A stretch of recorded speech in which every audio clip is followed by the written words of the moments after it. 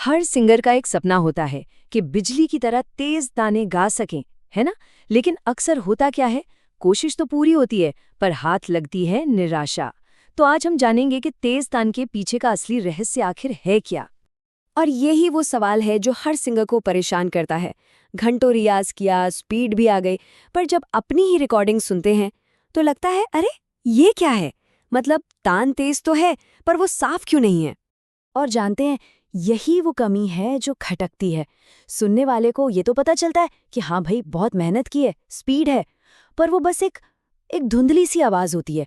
वो जो सुर है ना, तान के जो नोट्स हैं, वो दाने दाने की तरह अलग अलग सुनाई ही नहीं देते।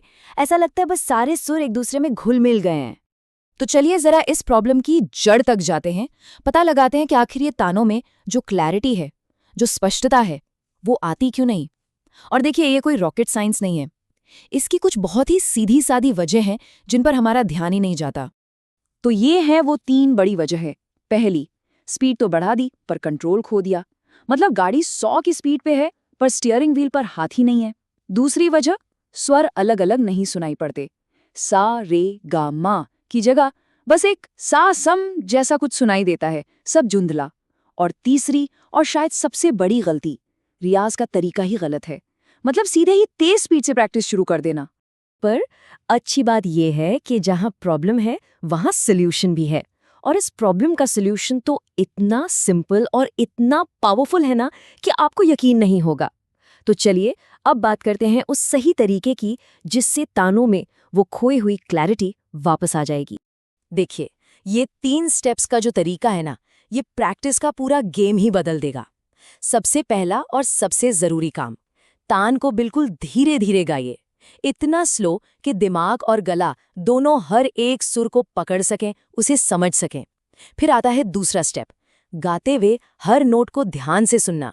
क्या हर सुर अपनी जगह पर है, क्या वो साफ है। और जब इन दोनों चीजों पर पूरा भरोसा हो जाए, तब और सिर्फ तभी आता है तीसरा स्टेप, बहुत धीरे धीरे स्पीड बढ़ाना।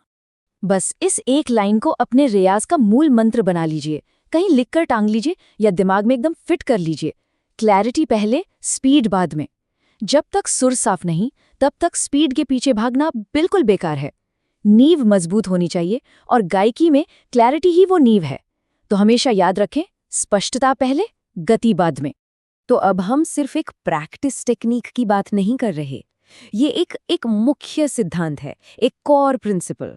ये तरीका सिर्फ ताने साफ नहीं करता, बल्कि ये दिखाता है कि संगीत को कितनी गंभीरता से लिया जाता है। सही रियाज की असली पहचान ही यही है।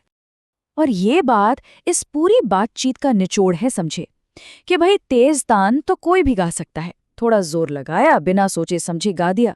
लेकिन एक एक सुर को मोती की तरह साफ रखते हुए उसे तेज गति में पिरोना, ये काम सिर्फ वही कर सकता है जिसने सब्र के साथ सही तरीके से रियाज किया हो।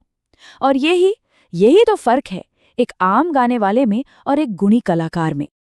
तो अगली बार जब भी रियाज करने बैठे तो एक पल रुककर खुद से ये सवाल जरूर पूछना कि असली मकसद क्या है।